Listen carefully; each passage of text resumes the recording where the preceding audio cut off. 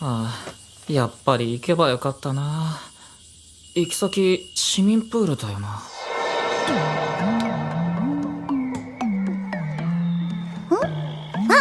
もちぞう。おお、タマコいたのか。ね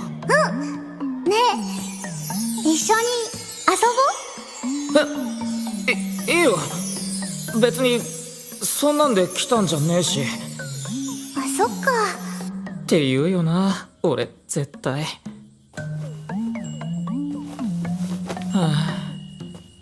青年よ。なんだお前。お前ではない。私の名は寺持まっつい。優勝正しき王家のもう十分知ってるよ。勝手に入ってくんな。お前が招き入れたのであろう。そこの扉に歓迎の鐘が。あの鐘は歓迎の宴が催されるという印。ここに来てすでに半年と少し。宴を開くにはやや遅すぎる気もするが、歓迎したいというのであればやぶさかではない。ここは日本で、あれは風鈴ってもんだ。宴も何も開かれねえよ。なんだと紛らわしいな。紛らわしいのはどっちだ。まあいい。だったらお前の悩みを聞いてやろう。は？悩んでいるのだろう。